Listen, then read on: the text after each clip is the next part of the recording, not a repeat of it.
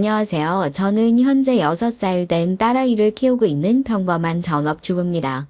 여러분에게 병원 의사는 어떤 존재인가요? 생명을 구해주는 고마운 분들이 계시는 공간이라 생각하는 게 보편적이겠죠. 한 사람의 생명을 구할 수도 또 망쳐버릴 수도 있는 곳. 저에겐 사랑하는 어머니를 떠나보내게 만들고 제 인생을 송두리째 무너뜨린 출발점이기도 하네요. 그 지독한 악연을 이번에 제 손으로 속 시원하게 끊어내게 됐습니다. 저도 이제 진정으로 새 출발이라는 걸 할 수 있을까요? 그럼 제 얘기 한번 시작해 볼게요. 가장 사랑하고 존경했던 분, 저희 엄마 얘기를 안 할 수가 없네요. 아버지가 일찌감치 돌아가시고 전 엄마와 둘이서 생활했습니다. 가진 건 많지 않았지만 절 위해서라면 뭐든지 할 수 있다고 얘기해 주시던 엄마. 제 꿈을 이루는 것을 보는 것이 본인의 유일한 소원이라던 엄만 절 위해 음식점에서 서빙을 하면서 제 학비와 생활비를 충당하셨어요. 가난하다고 꿈도 꾸지 말라는 법 있어? 하고 싶은 일 포기하는 건 엄마 하나로 충분해. 우리 딸은 그런 걱정하지 말고 네 꿈 다 파헤치면서 그렇게 살아. 알겠지? 내 꿈은 엄마랑 둘이서 이렇게 행복하게 사는 건데 엄마야말로 내 건강시켜줄 날 얼마 안 남았으니까 그때까지 건강하게 오래오래 살아야 돼. 알겠지? 평생 제 뒷바라지 하느라 고생만 하신 엄마.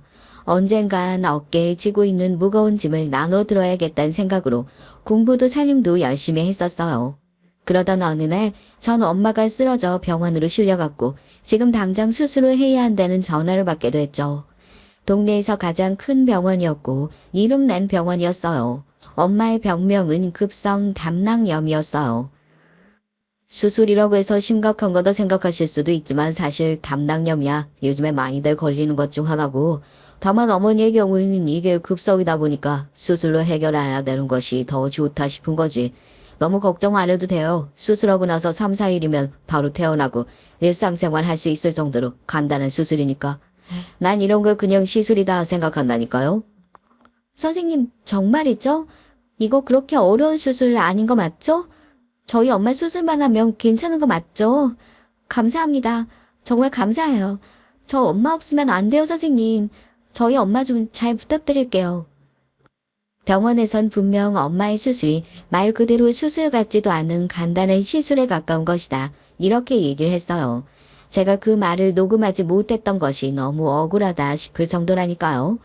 담당 선생님에게 그런 얘기를 듣고 나니까 계속 긴장해서 걱정하고 있었던 마음이 그제서야 놓이는 것 같더라고요. 간단한 수술이니까 별 탈 없이 나올 거다. 찰떡같이 믿었었죠. 수술 금방 끝난다니까 저기 식당 내려가서 밥이라도 먹고 있어. 알겠지? 그렇게 엄마가 수술실로 들어가고 전 긴장해서 밥도 먹지 못하고 수술실 앞에 계속해서 앉아 있었죠. 분명히 금방 끝나는 수술이라고 얘기를 했었던 것 같은데 엄마가 들어간 이후로 수술실에 들어온 불은 꺼질 생각을 안 하는 거예요. 분명 엄마보다 나중에 들어갔던 환자들은 하나 둘씩 베드에 실려 나와 처치실로 이동하는데 순간 뭔가 잘못됐다 싶은 느낌이 들었죠. 장미숙 환자요. 혹시 수술 언제 끝내는지 알 수 있을까요? 저희 엄마가 수술실에 들어간 지 한참 됐는데 아직도 안 나와서요. 지주의 선생님 분명 얼마 안 걸린다고 했는데. 왔다 갔다 하는 의사와 간호사를 붙들고 물어봐도 곤란한 표정으로 제 손을 뿌리치고 가는 것이 이상했어요. 당장이라도 저 문을 박차고 수술실 안으로 들어가고 싶었지만 차마 그럴 수도 없고 제발 아무 일도 없기를 손이 하얘질 때까지 꾹 쥐고 기도를 하면서 수술실 앞에서 벌벌 떨고 있었죠. 그리고 얼마 지나지 않아 엄마는 수술실 밖으로 나오게 됐습니다. 이게 무슨... 저희 엄마 왜 그래요? 네? 저희 엄마가 왜... 장미숙 환자 11시 36분 수술 중 사망하셨습니다. 죄송합니다. 아니 수술 같지도 않은 수술이라고 금방 끝난다고 회복도 안 된다고 분명히 그러셨잖아요. 이게 무슨 말도 안 되는 소리냐고요. 우리 엄마가 왜 사망이냐고요. 수술이 끝나고 흰천에 덮여져 나온 저희 엄마. 진짜로 세상이 무너지고 정신이 나가는 줄 알았어요. 분명히 말짱하게 나올 거라 생각하고 있었는데 이게 무슨 말도 안 되는 소리인가 싶고요. 제가 아무리 울면서 멱살을 잡고 흔들어 봐도 별 수술도 아니다 장담하던 주치의는 얼굴을 굳히고 처치엔 이상이 없었다. 원래 모든 수술은 사망 가능성이 있는 거다 하더라고요. 수술 동의서에 사인하셨잖아요. 희소하긴 하지만 위험이 발생할 가능성이 있다. 충분히 설명 듣고 여기다 사인하신 거 아니에요? 이제 와서 이걸 의료 과실이니 뭐니 걸고 넘어지려고 하면 나도 곤란하지. 이래가지고 수술할 수 있는 의사가 있겠어요? 나이는 어리지 도움받을 친척 어른이 있는 것도 아니지. 결국 급선 변호사를 통해서 의료 과실로 인한 사망 피해를 밝혀내고자 무던히 애를 썼지만 애초에 역부족인 싸움이었어요. 엄마의 수술을 집도한 의사는 비싼 변호사를 고용해서 수술 전 설명이 부족했다는 아주 경미한 피해만 입증됐을 뿐 수술실 안에 있었던 사건들을 은폐했고 결국 법원은 병원과 의사의 손을 들어주게 됐습니다. 그렇게 말도 안 되는 이유로 엄마를 떠나보내게 된 것도 억울해 죽을 것만 같은데 법적으로 문제 삼을 수 있는 일이 아무것도 없다며 뻔뻔하게 법정을 나가 버젓이 이름을 바꾸고 병원을 계속해서 운영하는 가해자의 꼴을 보니 더욱 무력해지더군요. 내가 그때 병원에 조금만 더 일찍 갔었어도 그 병원이 아니라 다른 데로만 옮겼어도 엄마가 그렇게 떠나버릴 일도 없었을 텐데 그게 마지막인 줄 알았으면 잘 가라는 인사라도 할걸. 엄마 미안해. 미안해요. 이 억울함 어떻게든 풀어줄게. 이후 병원으로부터 수술 설명에 대한 부주의가 있었다며 얼마 들지도 않는 위자료를 받아들었을 때 저의 무력감은 곧 분노로 바뀌게 됐습니다. 다 포기하려 했지만 이대로 정말 포기하면 그건 정말로 내가 지는 거다 싶었죠. 세상에 이런 부조리를 그대로 두지 않을 수 있는 방법이 뭐가 있을까. 저런 뻔뻔한 의사놈이 요리조리 법망을 빠져나가지 못하도록 내가 그들을 직접 심판하겠다. 법조인이 되겠다는 일념으로 공부를 시작하게 됐어요. 제가 당시에 공부를 하면서 쓴 샤프신말 몇 박스가 나올 정도고 엉덩이 뼈가 베겨 의자에 오래 못 앉아 있을 정도여서 서서 공부하며 법대에 들어가게 됐습니다. 남들은 법대 다니면서 나중에 인맥 쌓겠다고 335 어울려 다니고 있을 때 전 오로지 실력으로 이 모든 것들을 뒤집어 보겠다면서 대학을 다니고 사법시험을 준비하는 동안 앞만 보고 달렸어요. 엄마의 죽음이 없었더라면 감히 이 길을 성공할 수 있었을까? 어쩔 땐 그런 생각도 들어요. 엄마, 나 합격했어. 이거 보면 엄마가 정말 좋아할 텐데. 엄마가 그랬었지. 가난하다고 꿈도 꾸지 말라는 법 있냐고. 나 엄마 덕에 내 꿈 이뤘어. 다시는 엄마처럼, 나처럼 억울한 사람 안 생기도록 내가 나쁜 놈들 제대로 벌 주면서 지낼게. 하늘에서 꼭 지켜봐줘. 그렇게 전 사법시험, 그것도 검사직에 합격해서 법조인으로서 첫 발을 내딛게 됐어요. 백도 인맥도 없는 사람이 어떻게 첫 술에 배부른 조직 생활을 할 수 있었겠어요. 경험도 부족하고 경험을 같이 쌓자면서 끌어주는 선배님도 없어서 지방의 작은 검찰청에 배치되어 사무관들이나 할 법한 단순한 서류 작업이나 교통사고 처리와 같은 비교적 간단한 사건들을 맡으면서 언제든지 다른 사람으로 대체할 수 있는 일들만 하는 일벌레 소리를 들어가며 살았죠. 하지만 제 생각은 좀 달랐습니다. 아무도 주목하지 않는 사건이라고 하더라도 이 사건을 실제로 겪은 피해자 한 명 한 명에겐 이 사건이 인생에 걸린 문제일 수도 있다는 생각으로 소위 말해 짬 처리를 하기 위해 저에게 밀어놓은 사건들을 모두 꼼꼼하게 처리하며 조금씩 신뢰를 쌓아가게 됐어요. 제가 좀 더 높은 곳에 계시는 분들에게 얼굴을 처음으로 알렸던 것도 그때쯤이었을 거예요. 제가 지금 맡고 있는 소액 사기 사건이에요. 이거 좀 찜찜한 구석이 있어가지고. 너 그런 자잘한 사건에 신경 써서 언제 퇴근할래? 대한민국의 사기 사건이 얼마나 많이 일어나는 줄 알아? 나 2분에 한 번씩이야. 2분에 한 번씩. 공장처럼 영장 쳐도 모자랄 마당에 뭐 말도 안 되는 사건 되고 찝찝하다느니 어쩌느니. 그럴 시간 있으면 저녁이나 시켜라.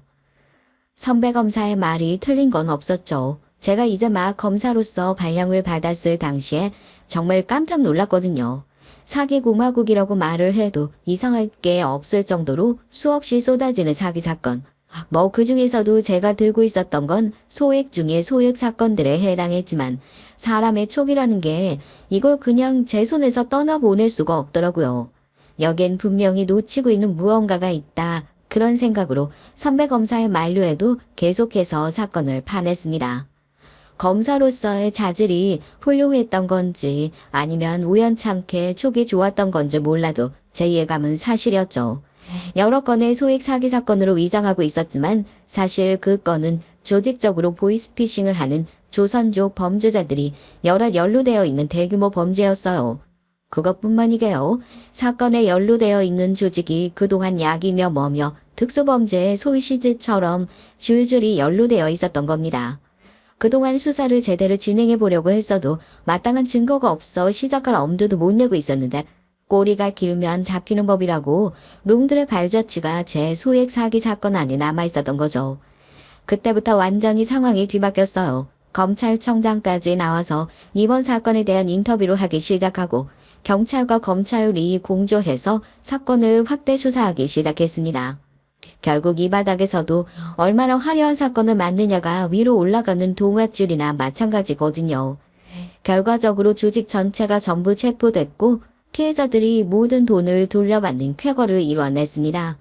절대 그 돈 다시 못 돌려받을 거라 생각했던 피해자들은 아이고 검사님 감사합니다 감사해요 하며 제 손을 붙잡고 고개를 숙여 감사함을 표했고 그동안 제가 능력도 없이 쓸데없이 들쑤시고 다녀 일이나 키우는 골칫덩어리라 생각했던 주변 검사들도 절 보는 시선이 확연히 달라졌죠.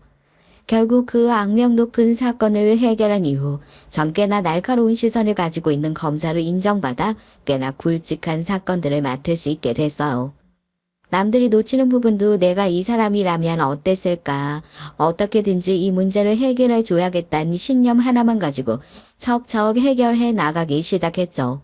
결국 별것도 아닌 것 같고 사람들이 발로 밀어버렸던 그 사건 하나가 저에겐 어찌 보면 중견 검사로서의 디딤돌이 되었던 겁니다. 검사가 되기로 결심했으면 높은 곳 한 번은 올라가 봐야지 않겠어? 언제까지 지방청에서 빌빌거리면서 말도 안 되는 사건들이나 맡고 있을 거야? 기회 줄 때 올라와. 올라와서 제대로 판 한번 만들어 보자고. 부모님 다 안 계신다며. 잃을 거 없는 놈들이 제일 무서운 법이지. 믿고 맡겨만 주시면 열심히 한번 해보겠습니다, 선배님. 결국 전 지방청을 떠나 중앙으로 올라가게 됐어요. 올라간 이후엔 꽤나 규모가 있는 경제사범들을 처리하는 역할을 해왔죠. 제가 맡았던 사건들이 때로는 뉴스에 보도되는 모습을 보면서 정말로 제 위치가 달라졌구나 하는 걸 실감했습니다. 뉴스에서나 보던 높으신 분들이 제 앞에서 짤짤매는 모습을 보면서 어쩌면 전 초심을 잃어가고 있었는지도 모르겠어요. 대놓고 해오는 접대를 거절한다고 한들 그 자리는 100%제 힘으로 올라온 자리가 아니었으니까요. 선배님들께서 골치 아픈 사건들을 들고 오시면 네가 한번 잘 해봐라, 깔끔하게 처리를 좀 해봐라 하면 저 역시 찍소리도 하지 못하고 그 뒤치다꺼리를 해야만 했죠. 오로지 정의감과 사명감으로 공명정대하게 사건을 해결하겠다 하는 검사의 마음은 흐릿해져 가고 매 신분이 마치 달라지기라도 한 것처럼 굴었을지도 모르겠어요. 그게 어쩌면 제가 무너질 수밖에 없었던 가장 큰 이유라고 아직도 생각하고 깊이 반성하고 있습니다. 동료들 사이에서 뛰어난 실력으로 인정받고 있었지만 조직 내의 관행과 부조리에 대해 생각하며 한 번씩 마음이 흔들리더라고요. 내가 지금 하고 있는 일이 정말 옳은 일인지, 이게 정말 어려운 사람들을 돕고 있는 길인지 하고요. 그렇게 마음이 흔들리고 있었을 때 바로 그 사건을 만나게 됐습니다. 병원의 보험 사기 사건이었죠. 한 직원의 공익신고로 올라온 건이었어요. 너 그동안 일 깔끔하게 처리한다고 평판 좋았잖아? 내가 완전 금동아줄이나 다름없다고. 위에서 정확히 뭘 원하시는 건진 모르겠지만 네가 입맛만 맞춰서 잘 처리하면 너 그냥 위로 가는 고속 엘리베이터 탄 거야. 사건 규모도 어마어마하게 크다고 그러던데? 그 말인즉슨 일을 시끄럽게 벌이지 말고 적당한 선에서 무마시키고 처리하란 것이었죠. 하지만 사건을 까보면 까볼수록 이건 그냥 조용히 넘어갈 만한 일이 아니라는 게 확실히 느껴졌어요. 동네에서 나름 크고 환자를 잘 본다고 소문이 나 있던 중소병원에서 조직적으로 환자들에게 불필요한 수술과 치료를 강요하거나 허위 진단서를 발급해 보험금을 청구하고 있다는 내부 직원의 제보로 수면 위로 올라오게 된 사건이었습니다. 단순히 작은 병원에서 리베이트나 좀 해먹고 있는 정도로 생각했는데 그 병원은 중간책이나 다름없더라고요. 위로 파고 올라갈수록 이름난 병원들이 하나 둘씩 나오는 걸 보면서 이거 어쩌면 사건을 잘못 맡았을지도 모른다는 쎄한 예감이 들었어요. 나쁜 놈들이 어디 나쁜 짓을 한두 개만 어설프게 하게요. 병원장이 연루되어 있는 수많은 의료 사건들을 보자마자 정말 온몸에 피가 차갑게 식는 것 같더라고요. 돌아가신 엄마의 얼굴이 생각나서요. 이 자리까지 올라오겠다고 그동안 모르쇠로 했었던 피해자들의 얼굴도 많았지만 차마 이 건만큼은 그때처럼 그냥 넘길 수가 없겠다 싶었습니다. 안녕하세요. 그냥 제가 봤던 것들을 편하게 말씀드리면 될까요? 저는 그 병원에서 의료기기 공급을 담당했던 사람 중 하나입니다. 계약하는 과정에서 제가 처음에 제시했던 금액과 달리 비정상적으로 높은 돈이 쓰여있는 계약서를 보고 뭔가 합법적인 일은 아니구나 예상했었지만 아시다시피 병원 일이라는 게 업계에 잘못 소문이라도 나면 저희 밥줄 끊기는 건 시간 문제여서요. 그냥 모른 척하고 있다가 조사한다게 생각이 나서 큰 도움이 될진 모르겠지만 잘못된 일은 바로 잡아야죠. 제가 드릴 수 있는 자료는 이 정도뿐입니다. 감사해요. 지금으로선 그 계약서가 결정적인 증거가 될 것 같네요. 감사합니다. 정말 아이러니하게도 남편과 처음 만나게 된 계기 역시 그 사건 덕분이었습니다. 남편은 당시 병원에 의료기기를 납품하는 일을 하고 있었고 제가 맡았던 보험 사기 사건의 결정적인 증거를 가지고 있었던 참고인기도 했어요. 검사님, 꼭 진실을 밝혀주시면 감사하겠습니다. 그 병원에서 피해 입은 분들 중에서 저도 오며 가며 얼굴 뵀던 분들이 참 많아요. 가난한 동네라서 홀로 손주 키우시는 어르신 분들도 많았고요. 다른 건 몰라도 레몬 사람이 피해자 되는 꼴은 못 보겠습니다. 걱정하지 마세요. 이 사건 어떻게든 제가 해결할 테니까요. 저만큼이나 남편도 사명감이 넘치는 사람이었어요. 그러니 자기 밥그릇 사라질 생각을 하고서도 결정적인 증거를 제보하겠다며 제발로 저를 찾아왔겠죠. 참고인 조사랍시고 자주 얼굴을 보면서 지내게 됐고 그것도 정이라고 나름대로 친근한 사이가 되더라고요. 그래도 혹시나 참고인과 가깝게 지내는 모습을 안 좋게 볼 사람이 있을까 싶어 겉으론 절대 내색하지 않았었습니다. 식사 대접을 하겠다는 얘기에도 한 번도 응했던 적이 없고요. 그리고 얼마 지나지 않아서 전 남편에게 받았던 증거를 토대로 초기 수사에 그럴싸한 성과를 내고 있었어요. 하지만 병원이란 곳들이 그렇죠. 가만히 있을 리 없잖아요.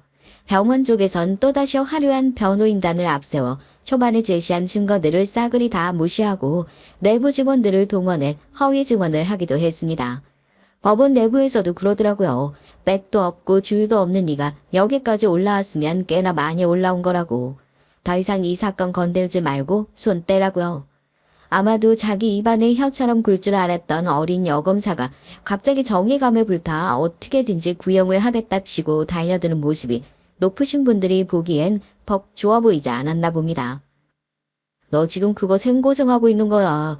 네가 지금 그렇게 들쑤시고 다니는 게 정말 피해자 위한 일인 것 같아?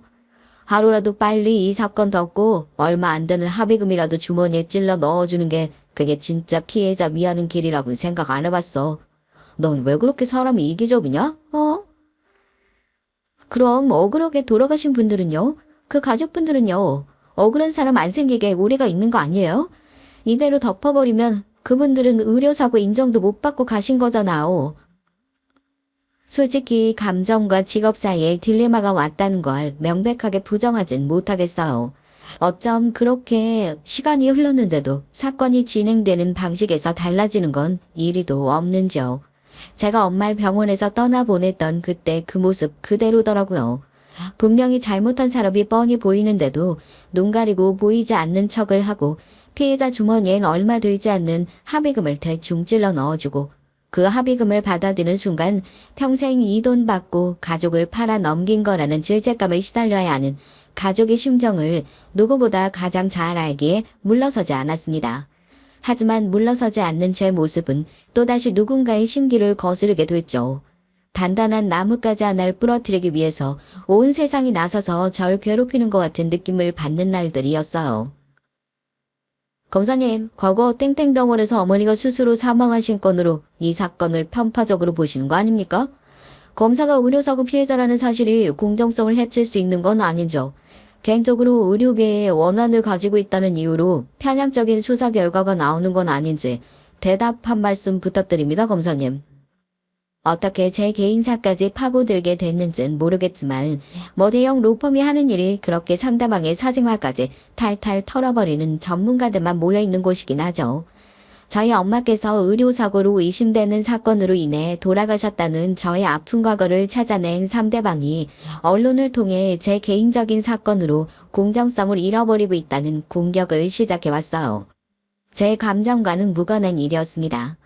법이 정한 기준에 따라 판단할 뿐이지 제가 아무리 혼자서 떠들어봐도 시간이 조금 지나니 전 그냥 개인적인 악감정을 가지고 선량한 병원과 의료계 전체를 공격하고 있는 사람이 되어 있더라고요. 언론과 로펌의 공세를 어떻게 이겨내 보려고 했었지만 모아둔 증거도 사라지고 있는 마당에 제가 더 이상 할 수 있는 것은 남아있지 않았어요. 사람을 포기하게 만드는 거, 그게 진짜 무서운 일이거든요. 결국 처벌을 받긴 받았습니다. 뱀의 꼴이나 될 법한 사람들이 말이에요. 병원의 주요 인물들을 교묘하게 법망을 피해가게 됐거든요. 사람이 갑자기 높은 곳으로 올라오면 현기증도 나고 판단이 흐려지는 법이거든. 좌천이라 생각하지 말고 지방 내려가서 머리 좀 식히고 다시 초심으로 돌아간다고 생각하고 열심히 원래대로 맡았던 사건 잘 처리하면서 지내봐. 그러면 위에 계신 영감님들께서 다시 불러주시는 날 올 테니까 나 말 무슨 뜻인지 알겠지? 완전히 물먹은 거죠 뭐. 전 사건을 제대로 해결하지도 못했으면서 괜히 애먼 의료계를 들쑤시고 다니는 웃기는 검사가 되어 있었고 높으신 그분들이 그려놓은 그림대로 검찰 조직에 대한 불신을 해소하기 위해서 결국 저 하나를 잘라내버리는 방법을 선택하셨습니다.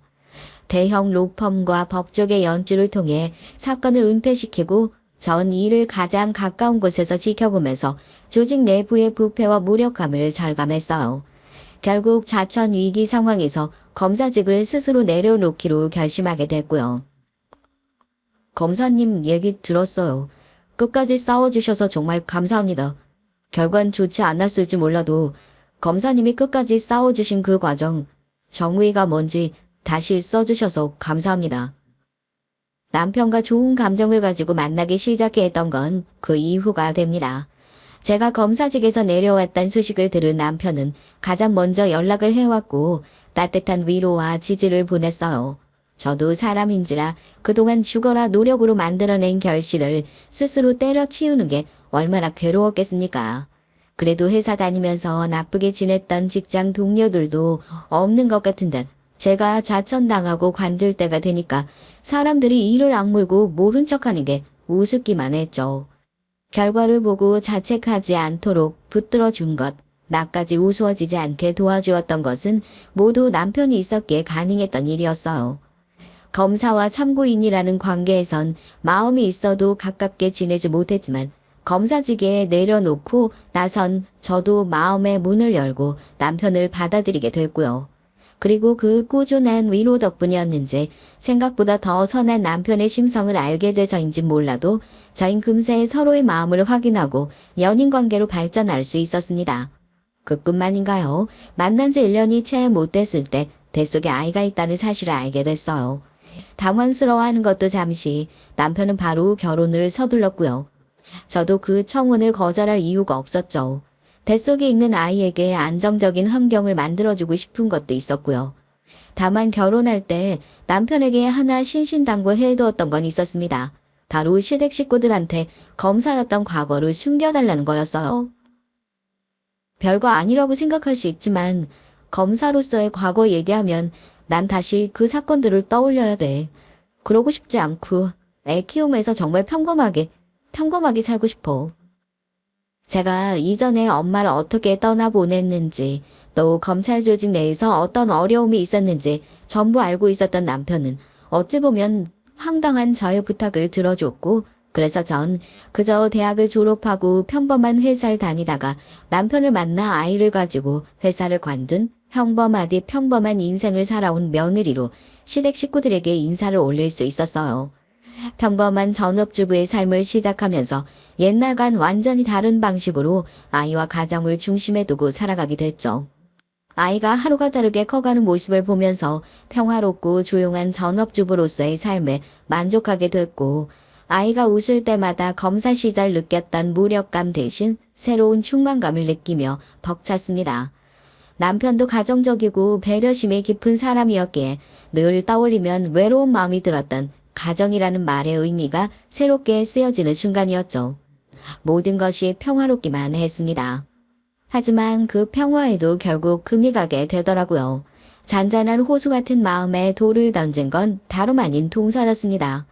남편을 닮아 과묵하고 시집오고 난 이후에 아이 키우면서 제대로 말 한 번 못 해본 것 같은 시동생이 갑자기 곧 결혼할 여자가 생겼다면서 동서를 데리고 시댁에 처음 인사를 오게 됐죠.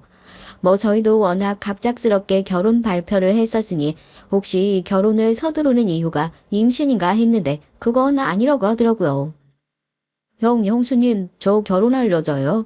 요즘 병원 일이 워낙 바빠서 시간 내는 게 어렵긴 했는데 그래도 두 분께 정식으로 인사를 드려야 할 것 같아 이렇게 짬 냈어요. 아유, 의사라고? 어머, 첫째 며느리도 잘 봤다고 사람들이 그렇게 부러워했었는데, 이게 무슨 복이니? 난 아무래도 자식 농사보다 며느리 농사를 더 잘 지은 것 같다. 시동생이 데려온 동선 근처 대학병원에 소속된 전공의라고 하더라고요. 직업을 듣자마자 저도 모르게 표정이 확 굳어져 남편도 연신 제 눈치를 살폈습니다. 이게 무슨 팔자인지 제 입장에선 내 인생을 망친 사람들이 평생 질긴 인연으로 절 쫓아다니는 것만 같았거든요. 동선 예의 바르고 겸손한 태도로 시댁 식구들에게 좋은 인상을 남기려 애썼고 저도 그런 동서를 보면서 최대한 말도 안 되는 편견을 가지지 않고자 노력했어요. 부족한 게 많지만 많이 배워가야죠. 형님한테도 살림 많이 배워야겠고요. 밖에서 큰일 하는 사람이 나한테 살림 배워서 뭐하게. 그런 건 저 같은 전업주부가 잘해야 할 일이고요. 앞으로 잘 지나봐요, 동서. 엄마의 의료사고, 조직생활, 의사라는 단어를 듣자마자 머릿속에 떠오르는 일들은 너무나도 많았고 감정적으로 불편함이 먼저 올라오는 건 당연했지만 시동생이 선택한 사람인 만큼 동서는 여태까지 제가 만나왔던 의사들과는 달리 괜찮은 사람일 거다 믿었어요. 하지만 두 사람이 결혼을 하고 얼마 지나지 않아 보게 된 동서의 행동들은 의사에 대한 저의 편견을 더욱 굳히는 것밖에 되지 않았죠. 차라리 여기 사연 올라오는 사람들처럼 무식하게 대놓고 괴롭히기라도 하면 속 시원히 들이받고 대판 싸우기라도 할 텐데요. 어쩜 그렇게 야가 빠지고 교묘한지요. 시댁 식구들 앞에선 친절하고 공손한 태도를 보였던 동서가 저랑 단 둘이 남게 되면 미묘하게 무례한 태도로 변한 것 같은 게 저도 처음엔 믿기지가 않았다니까요. 동서가 날 하찮게 보고 있는 게 아닌가 의심했던 일들이 몇 가지 있었는데 한번 얘기할 테니 객관적으로 제가 꼬아서 생각하는 건지 듣고 판단 좀 해주세요. 두 사람이 결혼한 지 얼마 되지 않아 저희 집도 이사를 가게 됐거든요. 시댁 식구들에게 얘기를 하지 못했지만 저도 검사 생활을 하면서 벌어둔 돈이 꽤 있었고 아이가 커가면서 학군이나 이런저런 것들을 따져보더라도 좀 더 넓은 집으로 이사를 가는 게 좋겠다 싶어서요. 그래서 꽤나 가격대가 있는 브랜드 아파트로 이사를 가게 됐고 당연히 이사 가자마자 시댁 식구들을 초대했었죠. 동서가 워낙 바쁘다 보니 시부모님께서 다 같이 모이지 못하고 뒤늦게 서방님과 동서를 초대해 집들이를 하게 됐습니다. 솔직히 좀 놀라는 눈치더라고요. 남편 벌이도 있는데 이런 아파트에 어떻게 덜컥 입주하게 됐는지 말이에요. 다 빚이지 뭐. 그래도 애 생각했을 때 좋은 집으로 이사 오는 게 맞는 것 같아서. 괜히 얼마를 주고 샀네 어쩌네 그런 얘기 자랑해봤자 여자들끼리 질투밖에 더 하겠냐 싶어 저도 대강 얼버무렸는데 동선 계속 집에 대해서 꼬치꼬치 캐묻는 것 같더라고요. 제 오해일 수도 있지만 집에 대해 캐묻는 말들은 꼭 집에서 살림만 하는 네가 이 집을 대체 무슨 수로 샀냐? 이런 말을 최대한 정중하게 돌려 묻는 것 같기만 했어요. 서방님도 괜히 뭘 그런 건 묻냐 하며 동서를 말릴 정도였고요. 그뿐만이게요. 저희가 이사 갔다는 소식이 꽤 많이 배가 아팠는지 전 동서에게 집들이 선물로 굉장히 황당한 것을 받게 됐습니다. 형님이 집에서 청소나 빨래하시고 나서 커피 드시면서 책 읽는 거 좋아한다고 그러셔서 집들이 선물 뭐 할까 하다가 형님이 좋아하실 만한 책 몇 권 골라봤어요. 어머, 빈손으로 와도 괜찮은데 뭘 이런 걸 다 챙겼어. 고마워 동서 요즘 전업주부라는 말이 사라진 지 오래라고 하잖아요. 컴퓨터만 있으면 집에서 살림하면서도 할 수 있는 일이 무궁무진한다고 그러더라고요. 형님은 어떻게 생각하실지 모르겠지만 부부가 같이 일을 해야 애게도 자존감이 높아지는 것 같거든요. 지금이야 어떨지 몰라도 애들 조금만 크고 서로 아는 나이 되면 우리 엄만 백순이 아니니 이런 얘기 한다니까요. 엄마 직업이 애들 사이에서 비교 대상이 되니까. 기분 나쁘게 들으신 거 아니죠? 평소에 책을 읽는 걸 좋아한 절 생각하며 몇 권 골라봤다며 책 선물을 건네는 동서에게 처음엔 그저 고맙고 기특하기만 했죠. 꽤나 무거웠던 쇼핑백 안을 확인하기 전까진 말이에요. 쇼핑백 안은 온통 자기계발 서적으로 가득 채워져 있었습니다. 뭐 집에서 할 수 있는 간단한 부업이니 뭐니 이런 것들이요. 동서의 성질머리를 모르는 사람들이 봤으면 집에서 살림만 하고 있는 제가 좀 더 다양한 일을 해볼 수 있도록 배려하는 모양새였겠지만 처음 인사를 오는 날부터 묘하게 절 무시하면서도 질투하는 것 같은 동서의 태도를 알고 있었던 전 이 책 선물 역시 다분히 의도를 가지고 있다는 걸 단박에 알아차리겠더라고요. 심지어 그날 저희 집에 와선 한글이 느린 저희 딸을 붙들고 요즘 애들이 이 나이가 되면 한글은 진작에 떼고 영어 공부한다느니 글을 빨리 배우는 게 좋다고 그래야 나중에 친구들과 잘 지낼 수 있다고 해서 기어이 제 심기를 건드리고 말았죠. 우리 소희 충분히 잘하고 있어요. 애들마다 속도도 다르고 저랑 남편도 조급해하고 있지 않으니까 걱정 안 했으면 좋겠는데. 어머니 형님 기분 나쁘셨던 건 아니죠? 전 그냥 저희 병원에서도 아동센터가 따로 있어서 혹시라도 필요하시면 연결해 드리려고요. 좋은 의도로 했던 얘긴데 아무리 그래도 학교 들어가기 전에 한글은 완벽하게 떼놓고 들어가야죠. 엄마가 전업주부로 있으면 애기 케어해줄 시간 많아. 다른 애들보다 한글도 빨리 배울 줄 알았는데 마냥 그런 것만도 아닌가 봐요. 글쎄, 기분 나쁘라고 한 소리 같은데 기분 안 나빴을 리가 있을까 동서?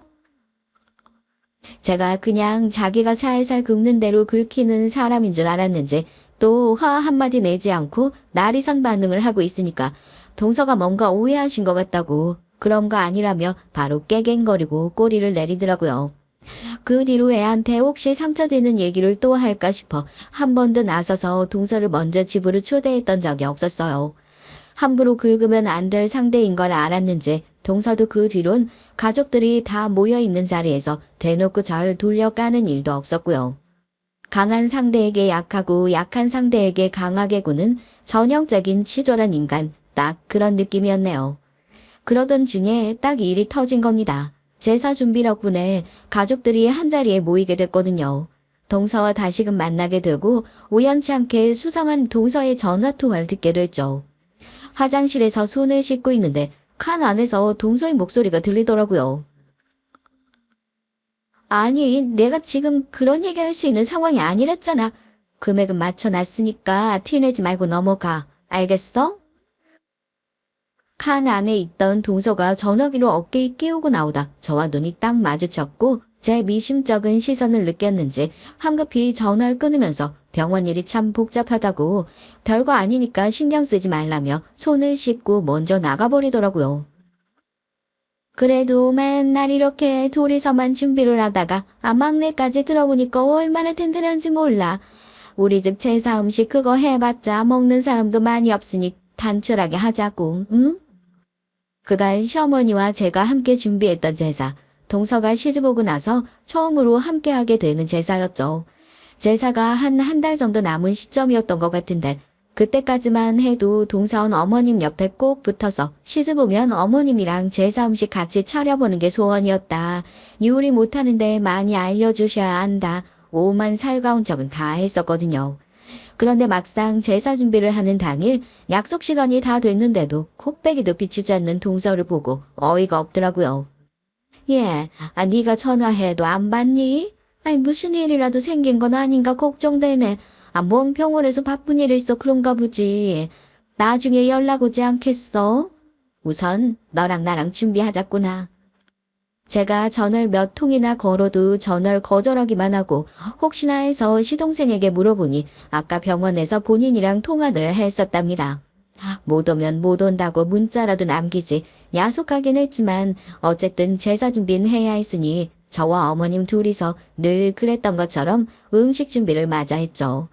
그렇게 저녁이 되고 하나 둘씩 가족들이 모여드는데 먼저 도착한 서방님 옆에도 동서는 온데간데 없었어요.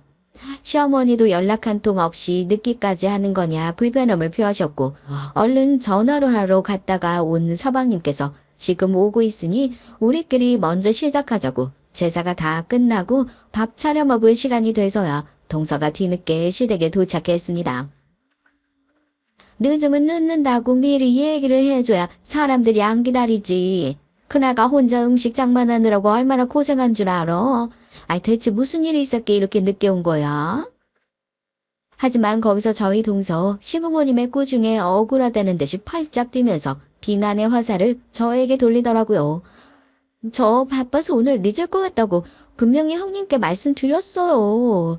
형님, 어머님 아버님께 말씀 안 드린 거예요? 제가 그때 부탁드렸잖아요. 뭐, 넌 그런 일이 있었으면 진작에 말을 전했어야지. 어머, 나는 그것도 모르고. 뭐? 동서가 언제 나한테 그런 얘기를 했다고. 그런 얘기 들은 적 없어요, 어머님. 제가 그런 얘기 듣고도 안 전했으면 그게 진짜 이상한 거죠. 속으로 딱 눈치챘죠. 이거 일부러 늦게 온 거구나. 시댁 식구들 다 모아놓고 자기가 늦는다는 얘기 전하지도 않은 심술궂은 며느리 만들기 위해 판을 짠 거구나. 저도 팔쩍 뛰면서 절대 아니다. 그런 얘기 들은 적도 없고 들었으면 진작에 말씀드렸을 거다. 딱 잘라 말했죠.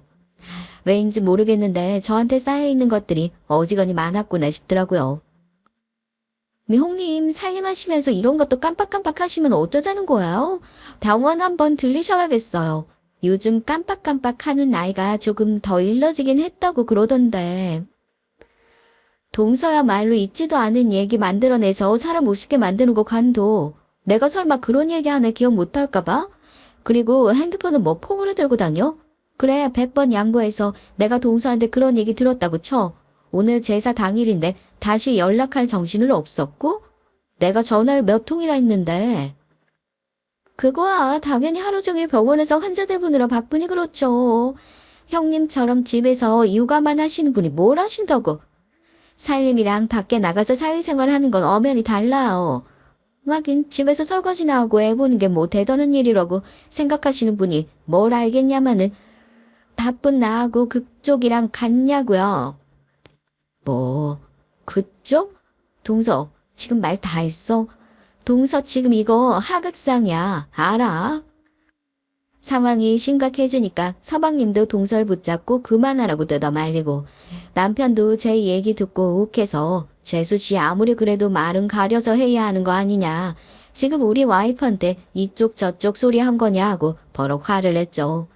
그동안은 이유 없이 날 미워하던 저런 사람들과 엮이고 싶지 않아 무시로 일관했었는데 여기서 또다시 제가 가만히 있으면 진짜 바보 될 것 같다는 생각이 확 들더라고요. 저런 되먹지도 않는 인간이 살살 긁는 대로 긁혀주는 사람도 아니고 더 이상 무시당할 수 없다는 생각이 들어 제가 식탁을 확 박차고 일어났습니다.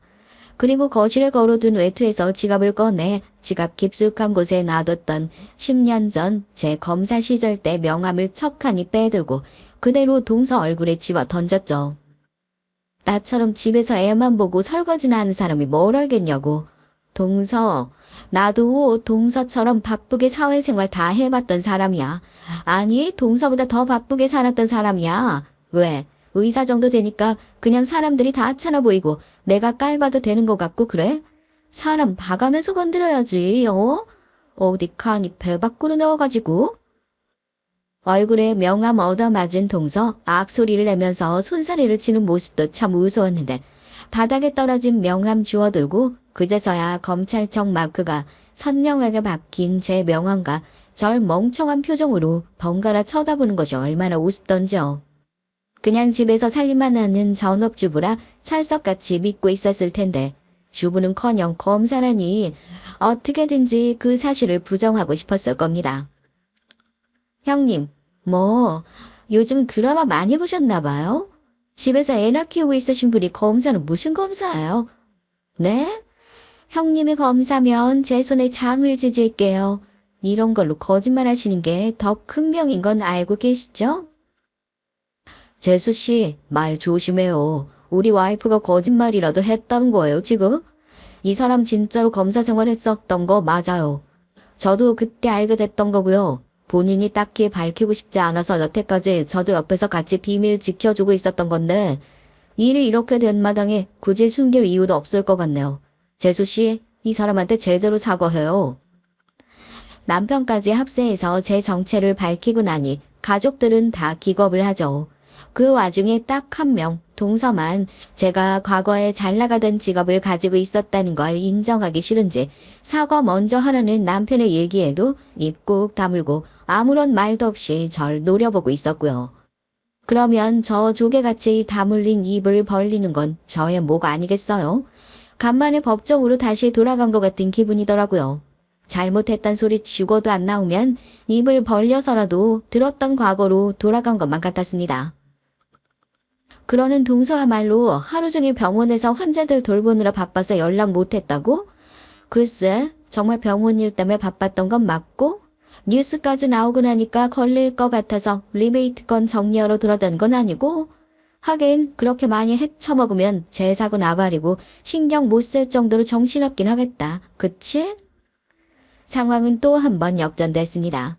제 얘기를 들은 동서의 얼굴이 마치 백지창처럼 하얗게 질려가지고 지금 그게 무슨 말씀이시냐고 그런 적 없다고 딱 잡아떼더라고요. 제가 설마 증거도 하나 없이 그랬겠어요? 얼마 전 우연히 듣게 된 동서의 통화가 아무래도 마음에 걸려 10년 만에 연락도 하지 않았던 친구들, 동기들에게 연락을 하고 법조계 인맥들을 총동원해서 동서의 뒷조사를 시작했습니다. 뒷조사를 해본 주변 사람들이 하나같이 입을 모아 저한테 그러더군요. 하여튼 큰 사건 냄새 맡는 건 저를 따라갈 사람이 없다면서요. 아니나 다를까 예상대로 동선 뉴스에 보도되고 있는 리베이트 건을 꾸준히 해오고 있었던 그야말로 거물 같은 사람이었어요. 그 뒤로 대학병원에 들락날락하는 업자들을 터는 건 시간 문제였고 그 사람들 입에서 하나같이 동서의 이름이 나오기 시작하니 혹시라도 자기가 걸릴까 불안했던 동서가 요즘 그렇게 바쁘게 설치고 다니면서 주변 사람들을 정리하고 있다는 얘기를 전해 들었던 거죠. 언제 터뜨릴까 저도 궁리만 하고 있었는데 이런 식으로 제대로 엿먹이게 될 줄 몰랐어요. 형편이 그렇게 좋은 것도 아니고 대학병원 의사 월급이야 뻔히 하는데 대체 무슨 돈이 있어서 좋은 차에 명품백에 그렇게 사치를 부리고 다니나 궁금했었거든. 나 우리 동서가 병원에서 짜잘하게 해먹고 있구나 생각했는데 뉴스에서 수사 중이라는 사건 자기가 주도적으로 진행했을 정도로 강 큰 사람인 줄 몰랐잖아. 아직 동서한테 연락 안 갔나 봐. 자기한테 리메이트 돈 갖다 바친 업체들이 이제 2판 4판 가기로 했는지 술술 다 불었는데 검사 눈 매서운 줄 알아야지. 어머님 아버님 아무리 의사 며느리가 좋다고 하더라도 범죄에 연루된 사람이랑 한 집에 사는 거 그거 안 될 일 아니에요? 예, 네가 직접 말해봐라. 이게 정말 다 사실이냐? 그 뉴스 나도 봤다. 그게 정말 네가 한 짓이라는 거야? 빠져나갈 구멍 없이 동서를 몰아세우기 시작하자 동서는 그야말로 혼이 빠져나간 표정, 시댁 식구들도 모두 경악을 금치 못했죠. 의기양양한 표정으로 동서를 빤히 쳐다보고 있으니 동서는 아까의 그 당돌한 태도는 어디 엿바꿔먹었는지 그제서야 제 앞에 털썩 무릎을 꿇고 손이 발이 되도록 빌기 시작했습니다.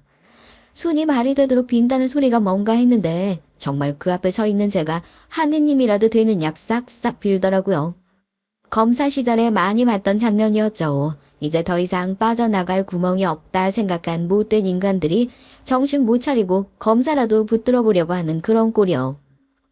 형님, 제가 진짜로 잘못했어요, 네? 차라리 제 뺨이라도 한 대 시원하게 쳐주세요. 형님이 시키는 거라면 뭐든 다 할 테니까 제발 한 번만 막아주시면 안 될까요? 형님 아직 법조계에 인맥 있는 거 맞으시죠? 식구 좋은 게 뭐예요? 이럴 줄 알았으면 형님한테 진짜 부탁드리는 건데 저 다시는 그런 나쁜 짓 안 할게요. 네? 저 한 번만 살려주세요, 형님. 동서, 내가 검사 시절에 제일 많이 들었던 거짓말이 뭔 줄 알아? 다시는 그런 짓 안 할게요, 검사님이야. 사람이 다 죽게 생겼으면 무슨 거짓말인들 못하겠어? 내가 동서 살려주기라도 하면 기고만장 살아난 동서가 지난번보다 나쁜 짓 하면서 설치고 다닐지 내가 어떻게 알고. 너 검사 시절에 내 별명이 뭐였는지 모르지? 독사였어, 독사. 나쁜 놈들 모가지 콱 물고 다니는 건 물론이고 숨통 끊어질 때까지 절대 안 늦는다고. 독사인 줄도 모르고 나뭇가지 들고 철없이 살살 긁으면서 놀았으면 이제 동서도 물려서 몸져 누울 각오해야지. 오랜만에 법정으로 다시 돌아간 것 같더라고요. 망연자실한 얼굴에 동서를 내려다보면서 실컷 비웃어 줬습니다. 그렇게 동서는 이틀이 채 지나지 않아 경찰 조사를 받기 시작했고요. 그동안의 혐의가 차곡차곡 모아둔 증거들과 만나 점점 사실로 드러나게 됐습니다. 검사직을 자진해서 내려오게 된 제가 법정에서 동서의 죄를 직접적으로 밝혀내지 못하겠지만 옆에서 같이 밥 떠먹은 식구로서 증거와 자료들을 정리해 죗값을 치르도록 도우려고요. 수사 끝나고 나면 구속은 피하기 힘들 거예요. 결과 나오면 그때부터 서방님도 이혼 준비하셔야죠. 가족 중에 이런 사람이 있다는 것도 부끄러운데 계속 안고 사실 거 아니잖아요? 시댁 식구들도 모두 제 말에 동의하고 이젠 저도 홀가분한 마음으로 동서가 어떤 벌을 받게 되는지 탈장 끼고 한번 느긋하게 지켜보려고요. 그렇게 다시금 아이의 웃음만으로 행복해지는 평온한 일상으로 다시 돌아오게 됐습니다.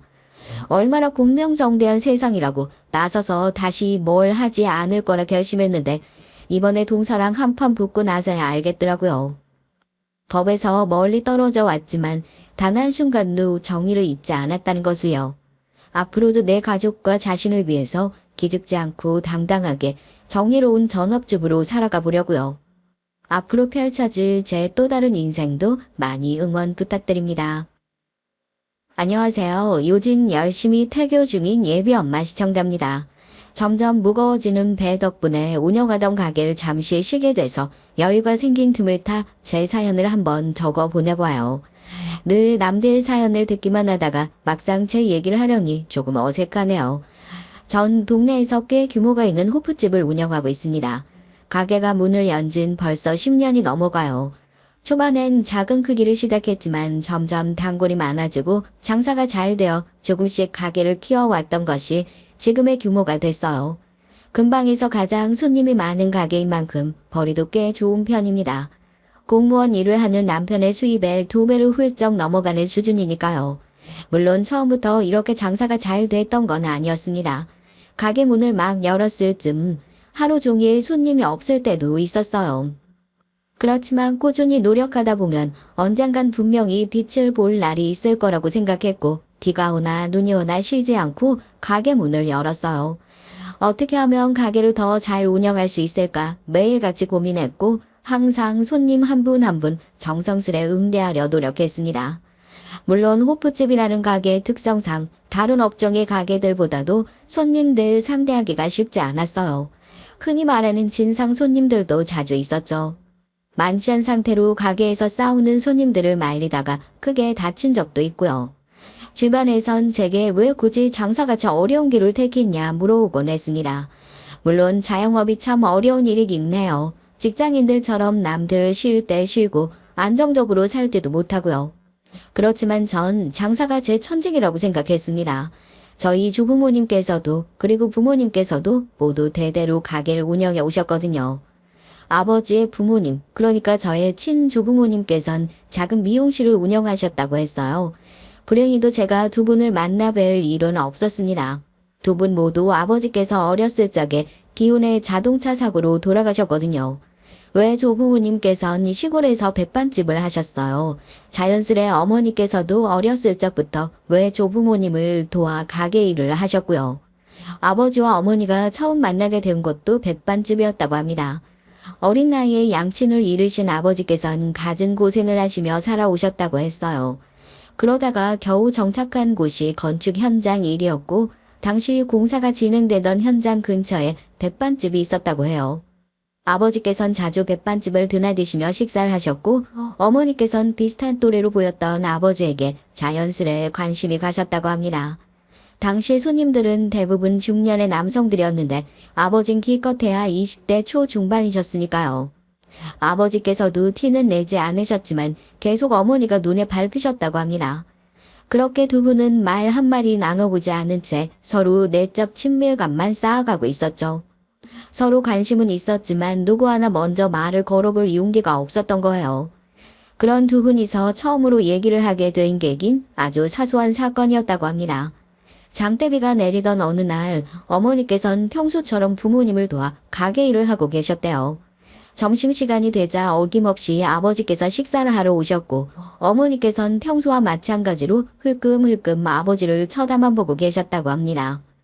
식사를 마친 아버지께서 계산을 하고 가게를 나서시려는데 우산꽂이에 꽂아두었던 우산이 온데간데 없이 사라져 있었대요. 난감한 상황에서 어쩔 줄을 모른 채로 문 앞을 서성이고 있었는데 그런 아버지를 계속 지켜보시던 어머니께서 조심스레 다가와 본인의 우산을 빌려주셨다고 해요. 저 여기 앞에 공사 현장에서 일하시는 분 맞죠? 우산 없으신 것 같은데 이거 쓰고 가세요. 전 이따가 부모님이랑 같이 가면 돼요. 다음에 가져다 주세요. 그렇게 어머니와 아버지는 처음으로 대화를 나누게 됐고 그 뒤로는 급속도로 사이가 가까워지셨다고 해요. 아버지께서 일을 쉬는 날에 함께 시내로 나들이를 나가기도 하고 어머니께서 도시락을 싸서 공사 현장에 찾아가기도 하셨죠. 그렇게 두 분은 자연스레 연인 사이가 됐고 조부모님께서도 혼자서 어렵게 살아오신 아버지의 사정을 아시곤 아들처럼 아껴주셨다고 합니다. 그 무렵 할아버지께선 건강이 많이 악화되셔서 더 이상 가게 일을 하시기 힘드셨다고 하고요. 때마침 당시 아버지께서 하시던 건축 현장 일이 마무리되어 갈 쯤이었고 그렇게 아버지께선 할아버지를 대신해 가게 일을 돕기 시작하셨습니다. 얼마 지나지 않아 할머니께서도 몸이 쇠약해지셨고 자연스레 어머니와 아버지 두 분이서 백반집을 물려받아 운영하시게 됐대요. 그즈음 두 분은 혼인신고를 하시고 정식으로 부부가 되셨죠. 어머니와 아버지께선 쉬는 날 없이 열심히 일하셨지만 집안 형편이 그리 넉넉하진 못했습니다. 시골 동네에서 작은 백반집 하나를 운영했으니 수익은 네 식구가 겨우 먹고 살 수준이었고요. 제가 태어난 후에도 집안 사정은 크게 달라지지 않았지만 그래도 저희 가족은 몹시 행복했습니다. 부모님께선 콩 한쪽도 나눠 드실 만큼 사이가 좋으셨고 그에 못지않게 저에게도 아낌없는 사랑을 주셨거든요. 제 유년 시절은 비록 물질적으로 풍요롭지는 않았지만 부모님의 사랑으로 가득 채워졌던 시간들이었어요. 학교가 끝나면 곧장 가게로 달려가 영업이 끝나길 기다렸다가 밤늦게 부모님과 셋이서 도란도란 얘기를 나누며 집에 돌아가곤 했습니다. 전 부모님이 운영하시는 백반집이 너무 좋았어요. 투박하지만 한눈에 들어오는 간판, 세월이 흔적이 느껴지는 의자와 식탁들, 가게 안에 들어서면 나는 밥 냄새와 식기들이 부딪히는 소리. 어렸던 저에게 부모님의 가게는 꼭 저희 가족들만의 아지트같이 느껴졌어요. 조금 더 나이가 들곤 조부모님을 도와 가게 일을 하셨던 어머니처럼 저도 가게 일을 돕기 시작했습니다. 대부분 음식을 나르거나 계산을 하는 정도의 간단한 일이었죠. 부모님의 백반집은 언제나 문전성시를 이룰 정도로 손님이 많은 가게는 아니었지만 공사철이면 공사 현장에서 일하시는 인부들로 가게가 눈코 뜰 새 없이 바빴어요. 새벽같이 일어나 가게로 향하시는 두 분의 모습을 볼 때면 제가 조금이라도 더 도움이 될 방법이 없을까 고민이 많았죠. 저 대학교 안 가려고요. 고등학교 졸업하자마자 취업해서 돈 벌고 싶어요. 그럼 집안 형편도 지금보다 넉넉해질 거고 두 분께서도 조금 더 편하게 가게 운영하실 수 있잖아요. 너 그게 무슨 소리야. 대학을 안 가겠다니. 그런 쓸데없는 말 하지도 마. 나랑 네 아버지가 왜 이렇게 고생하면서 매일같이 가게 문 여는지 알아? 우리 둘은 어려운 시절에 못 배우고 컸지만 너는 꼭 하고 싶은 공부 다 하게 해주고 싶어서 그런 거야. 형편이 지금보다 더 힘들고 더 어려워지더라도 나랑 네 아버지가 밥 굶는 한이 있더라도 어떻게 해서든 너 대학 보내줄 거니까 그런 생각 하지 말고 공부나 열심히 해. 어머니의 단호한 말씀에 대학 가지 않고 일찍이 돈을 벌어 집안에 보탬이 되겠다는 생각은 접게 됐어요. 대신 원래도 열심히 했었던 공부에 더 열을 올리게 됐죠. 저를 위해 밤낮으로 고생하시는 부모님께 보답하기 위해선 좋은 성적으로 좋은 대학교에 들어가야 한다고 생각했습니다.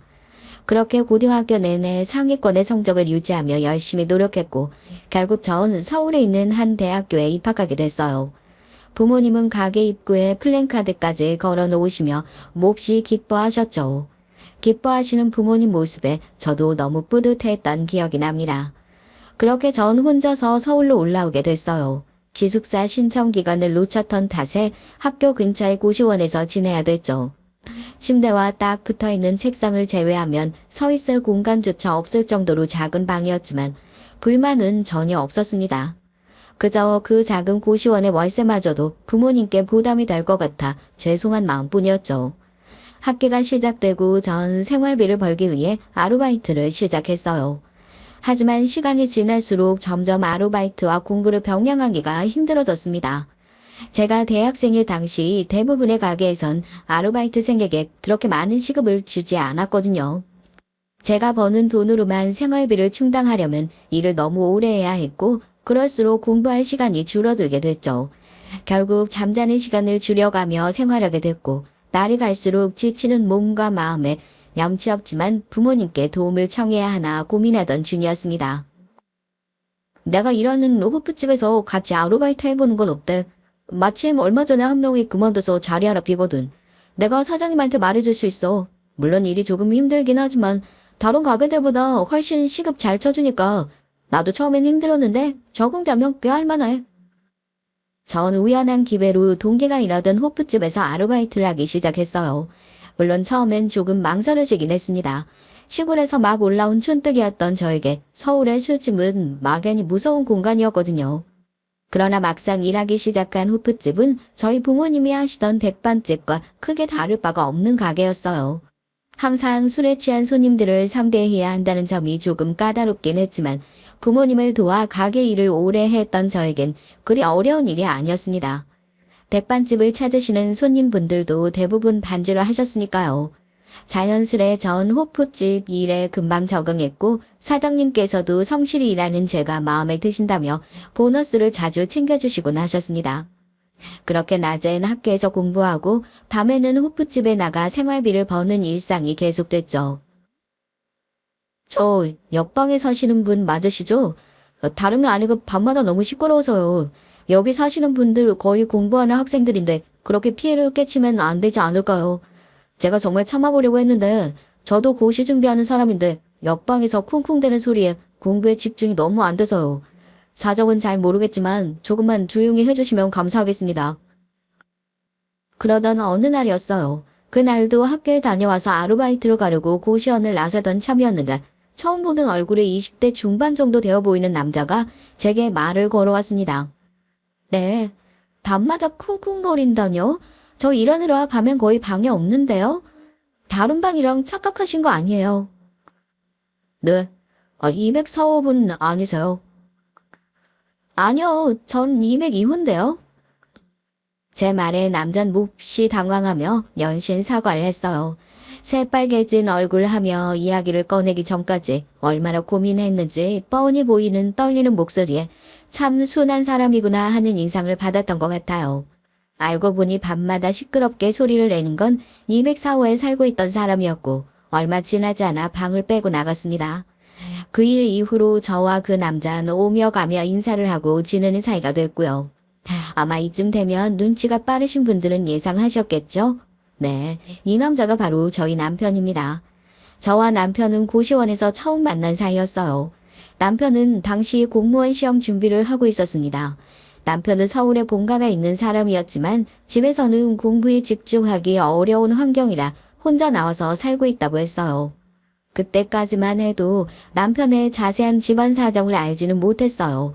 더 이상 말하고 싶지 않아 하는 것 같아 꼬치꼬치 캐묻지도 않았고요.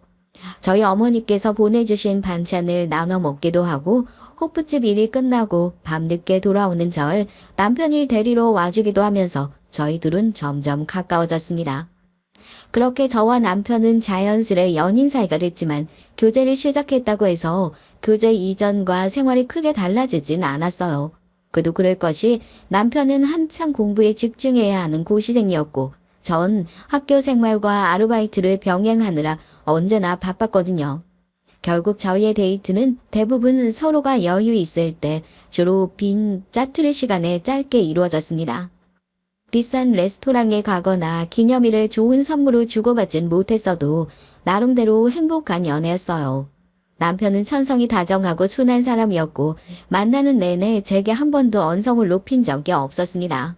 화나거나 섭섭한 일이 있어도 언제나 좋은 말로 표현할 줄 아는 사람이었죠.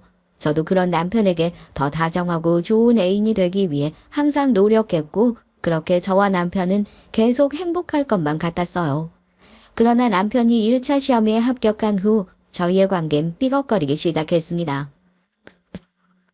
나 아무래도 공부하는 시간을 좀 더 늘려야 할 것 같아. 2차 시험 준비하려면 생각보다 준비할 것들이 더 많더라고. 너도 일 때문에 바쁘기도 하고 한동안 연락을 좀 줄여보는 건 어떨까? 지금도 그렇게 자주 만나는 편은 아니잖아. 기껏해야 밤마다 오빠가 나 데리러 와주는 거나 고시원 앞에서 간단하게 식사하는 게 단데 그게 그렇게 오빠한테 방해가 되는 거야? 남편은 저와의 연애보다 남은 시험에 조금 더 집중하고 싶어 했고 전 그런 남편이 못내에 섭섭했어요. 지금 와서 돌이켜보면 남편의 인생에서 가장 중요한 도전을 하고 있는 시기였고 저 또한 마냥 여유가 있기보단 여러 일들로 바쁜 시기를 보내고 있었으니 남편 말대로 서로의 입장을 이해하며 조금 더 유하게 넘길 수 있는 문제였던 것 같네요. 그렇지만 당시 어렸던 전 처음 겪었던 연인 사이의 문제를 어른스럽게 넘기지 못했습니다. 저와 남편은 그 이후로 같은 문제로 매번 다투게 됐고 남편이 남은 시험마저 합격하며 고시원을 떠나게 된 후로 사이가 더욱 소원해졌어요. 남편은 처음 생긴 직장에 적응하느라 이전보다 더 바쁜 시간을 보내게 됐고 저 또한 여전히 공부와 아르바이트를 병행하느라 바쁜 나날들을 지내고 있었기 때문에 결국 저희는 소원해지는 관계의 틈을 좁히지 못했습니다. 그렇게 남편과 전 자연스레 점점 멀어지다가 자연스레 헤어지게 됐죠. 남편과의 교제가 끝났다고 해서 마냥 슬퍼하고만 있을 수는 없었어요. 당시 저도 졸업이 얼마 남지 않은 시기였거든요. 저를 좋게 봐주셨던 교수님의 소개로 다행히도 졸업하자마자 좋은 일자리를 얻을 수 있었습니다. 이제 열심히 돈을 벌어서 지금껏 제 뒷바라지를 해주셨던 부모님께 은혜도 갚고 효도할 일만 남았다고 생각했던 차였어요. 네 아버지 쓰러지셨다. 뇌에 무슨 문제가 있다는데 혈관이 막혀서 피가 안 통한다고 하더라. 내가 조금 더 신경을 썼어야 됐는데 그렇게 건강하시던 양반이 갑자기 쓰러질 줄 누가 알았겠니. 지금 의식이 없어서 병원에 누워 계셔. 의사 말로는 너무 늦게 왔다고 회복 가능성이 거의 없다고 하는데. 아버지께서 갑작스레 뇌경색으로 쓰러지셨다는 소식에 급하게 회사에 휴가를 내고 시골로 내려갔어요. 오랜만에 만난 어머니께선 제 기억 속의 모습보다 몹시 쇠약해 보이셨습니다. 그동안 제 앞가림하기 바쁘다는 핑계로 부모님께 너무 신경을 못 써드린 것 같아 죄송한 마음만 가득이었죠. 병실에 누워 계신 아버지의 모습을 보니 눈물이 펑펑 쏟아졌습니다. 내가 조금 더 자주 연락을 드렸으면, 아픈 곳 없냐, 병원 잘 다니냐 물어보기라도 했었으면. 물론 뇌경색이 큰 전조 증상 없이 일어나는 병이라곤 하지만 제가 서울이 아니라 부모님 곁에서 보살펴 드렸다면 이렇게 쓰러지시는 일은 없지 않았을까 하는 생각이 들었어요. 결국 입사한 지 얼마 되지 않은 회사의 사정을 설명드리며 장기 휴가를 내고 아버지께서 회복하실 때까지 어머니 곁에 가게 일을 도와드리게 됐습니다. 오랜만에 찾은 부모님의 백반집은 여전히 따뜻했어요. 가게 곳곳에 가득한 제 어린 시절이 떠올라 그동안 서울 생활을 하며 지쳤던 심신이 치유되는 기분이었죠. 그렇게 한동안 어머니와 함께 백반집을 운영하며 시간을 보냈습니다. 그러면서도 아침 저녁으로 아버지의 병실을 드나들며 혹시나 오늘은 눈을 뜨지 않을까, 차도가 조금이라도 있지 않을까 간절한 마음으로 기도를 했어요. 그렇게 아버지께선 결국 눈을 뜨지 못하고 돌아가셨습니다. 너무나 갑작스러운 이별에 어머니께서도 큰 충격을 받으셨는지 얼마 지나지 않아 몸져 누우셨고요. 어머니마저 잃게 될까 두려웠던 전 밤낮으로 온 마음을 다해 어머니를 간호했습니다. 그렇게 당초 예상했던 것보다 더 긴 시간이 흘렀고 결국 전 휴가를 냈던 회사를 퇴사했어요. 교수님의 소개로 들어갔던 회사였기에 사장님께는 제 사정을 이해해 주시고 장기 휴가를 쓸 수 있도록 배려해 주셨지만 더 이상 휴가가 길어졌다간 교수님께도 회사에게도 너무 큰 폐를 끼치게 된 것 같다고 생각했어요. 무엇보다 아버지를 갑작스레 잃은 후 어머니를 혼자 시골에 두고 서울로 돌아가고 싶지 않았습니다. 노쇠하신 어머니 곁에서 제가 어머니를 간호하며 백반집 일을 돕고 싶었죠. 어머님과 백반집 모두 제게는 아주 소중한 존재였으니까요. 그러나 퇴사 소식과 제 결심을 전해드리신 어머니께선 노발대발하시며 언성을 높이셨습니다. 배울 만큼 배운 애가 무슨 장사를 하겠다고 그래? 아, 내가 너 그러라고 대학 보낸 줄 알아? 멀쩡한 대학까지 나온 애가 이 시골에서 백반집을 하겠다니. 너 없이도 나 혼자서 잘 할 수 있다. 내 걱정 말고 다시 서울 올라가서 사장님께 죄송하다고 싹싹 빌어. 아니요. 저 서울 다시 안 갈 거예요. 어머니 곁에서 어머니 간호하며 백반집 장사할 거예요. 장사가 뭐 어디가 어때서 그러세요? 전 장사하는 게 전혀 천한 일이라고 생각 안 해요. 어렸을 적부터 제 눈엔 세상 누구보다 장사하시는 어머니 아버지가 제일 멋져 보였어요. 저한테 우리 백반집이 서울에 있는 회사보다 훨씬 대단해요. 제 진지한 설득에 어머니께선 결국 고집을 꺾으셨어요. 얼마 지나지 않아 병상에서 일어나신 어머니와 함께 백반집을 운영하게 됐죠. 어머니께선 한번 쓰러지신 후로 몸이 많이 약해지셔서 일을 오래 하실 수가 없는 상태였습니다. 결국 제가 백반집의 거의 모든 일들을 담당하게 됐고 혼자서도 가게를 운영할 수 있을 만큼 요리와 경영에 익숙해져 가고 있었습니다. 그날도 평소와 다름없이 어머니와 함께 가게 문을 열었고 한창 바쁜 점심시간이 지난 후 주방에서 설거지를 하던 중이었어요. 갑자기 쿵 하는 큰 소리와 함께 쇠그릇들이 구르는 소리가 들렸습니다. 깜짝 놀라 밖으로 뛰어나가니 어머니께서 엎어진 쟁반과 함께 바닥에 쓰러져 계셨어요. 마침 가게에 계시던 트럭 기사분이 어머니를 병원까지 함께 모셔다 주셨고 도착한 병원에선 정밀 검사를 해봐야 한다고 했습니다. 그즘 어머니께서는 숨쉬기가 어렵다는 말을 자주 하셨고 동네 병원을 찾아가 봤지만 감기 기운이 있어 그러신 것 뿐이라며 단순한 약을 처방해 줬어요. 약을 꽤 오래 드셨는데도 갈수록 기침이 심해지셔서 큰 병원에 가보자며 어머니를 설득했지만 어머니께선 늙으면 원래 몸이 불편한 거라며 가게 일도 바쁜데 언제 또 병원에 왔다 갔다 하냐며 매번 손사래를 치셨어요. 폐에 문제가 많네요. 이 정도면 일상생활 하기도 많이 힘드셨을 텐데 폐렴이 오래 방치돼서 합병증이 좀 있습니다. 젊은 사람들은 치료 잘 받으면 회복률이 꽤 높긴 하지만 어머니께서는 연세도 있으시고 평소에 몸도 많이 쇠약하셨던 것 같고 항생제를 3개 쓰기도 힘들어서 좀 까다로운 경우네요. 의사의 말이 심장에 비수가 되어 꽂히는 기분이었어요. 어머니가 저 지경이 되실 때까지 난 도대체 뭘 하고 있었던 걸까? 아버지를 그렇게 잃고도 배운 게 없었나? 지독한 자기 혐오가 몰려왔고 병실에 누워 계시는 어머니 곁에서 또 한참 울고 울었습니다. 어머니께서 괜찮다고 하셨어도 억지로라도 큰 병원에 모시고 왔어야 하는 건데 하는 후회만이 가득했고요. 병원에 입원하신 어머니께서는 갈수록 병세가 심해지셨어요. 가게 문까지 닫고 어머니 곁에서 밤낮으로 간호했지만 아무런 소용이 없었습니다. 그렇게 후회 속에서 신락 같은 희망을 부여잡고 버티는 나날들이 계속됐고 얼마 지나지 않아 어머니께선 결국 병마를 이기지 못하고 허무하게 제 곁에서 떠나가셨어요. 네가 처음 대학에 가던 날이 아직도 생생하구나. 합격했단 소식 듣고 어찌나 기쁘던지. 난 평생을 이 조그만 시골 마을에서 살아왔지만 넌 넓은 서울 땅에서 하고 싶은 일들 마음껏 하며 살길 바랬다. 결국엔 못난 부모 때문에 이렇게 다시 시골로 돌아왔지만 내가 떠나가고 나면 여기에 매여 있지 말고 꼭 멀리 나가 많은 것들을 보며 살거라. 어머니께서 제게 남기신 마지막 유언을 지키기 위해 전 부모님께서 남겨주신 유일한 유산이었던 백반집을 정리했어요.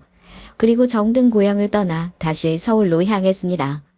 오랜만에 도착한 서울은 제게 여전히 낯선 땅이었어요. 당시 전 이 신입과는 거리가 멀어진 나이에 그나마 가지고 있는 경력이라곤 작은 회사에서 잠깐 일했던 것이 전부였기에 일자리 찾기가 녹록지 않았습니다. 작은 단칸방을 구해 구직 활동을 하던 전 결국 얼마 지나지 않아 다닐 만한 회사를 찾는 일을 포기했어요. 대신 전 서울 땅에서 장사를 해보기로 했습니다. 당시 제게 다른 어떤 일들보다도 가장 자신 있는 일이 바로 장사였거든요. 물론 서울에서의 장사와 제가 살던 시골 마을에서의 장사가 많이 다를 것이란 사실은 어느 정도 예상하고 있었어요. 처음엔 고향에서처럼 백반집을 운영하려고 했습니다. 하지만 가게를 함께 운영해 주실 부모님이 없는 상황에서 나 혼자 백반집을 잘 꾸려나갈 수 있을까 하는 의문이 들었죠. 결국 고민하던 전 백반집 대신 작은 호프집을 열게 됐습니다. 대학 시절 호프집에서 아르바이트를 하며 어깨 너머로 배운 것들도 많았고 호프집이라면 음식의 손맛보다는 접객이나 사업 수완이 더 중요한 요소로 작용할 것이라 생각했기 때문이에요. 다행히도 제 예상은 어느 정도 드러나졌습니다. 처음엔 파리만 날리던 가게도 날이 갈수록 손님들로 붐비게 됐고요. 제 생활은 점점 안정감을 찾아갔습니다. 잘 지내? 호프집 열었단 얘기 들었어. 대학 시절부터 사장님한테 일을 잘한다고 그렇게 칭찬을 많이 듣더니 결국 네 가게가 생겼구나. 다름 아니고 너 소개팅 한번 해보지 않을래? 공무원인데 사람이 꽤 괜찮다고 하더라고. 집도 잘 살아. 아버지가 회사 사장님이래. 이 얘기 듣자마자 딱 네 생각이 나서. 대학 시절 호프집에서 함께 일했던 동기에게 오랜만에 전화가 왔어요. 소개팅을 받아보란 연락이었죠. 갑작스러운 연락에 조금 고민이 되긴 했지만 가게도 어느 정도 자리를 잡아가고 있었고 저도 슬슬 결혼 생각을 해야 했던 나이라 한번 만나보겠다고 답했습니다. 그렇게 나간 소개팅 자리에서 전 정말 생각지도 못했던 사람을 만났어요. 혹시 여러분께선 운명이란 게 있다고 생각하시나요? 전 그 소개팅 자리에서 남편을 만났을 때 세상엔 정말 운명의 상대가 존재하는구나 생각했습니다. 아마 그 생각은 남편도 마찬가지였던 것 같아요. 남편은 저와 헤어진 이후로 한 번도 연애를 하지 않았다고 했습니다.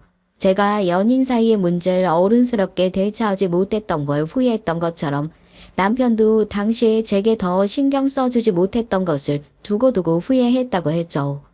저와 헤어진 후로도 절 잊지 못해 연락해볼까 수도 없이 고민했었지만 제가 고향으로 내려갔다는 소식을 듣고 마음을 접었다고 했습니다.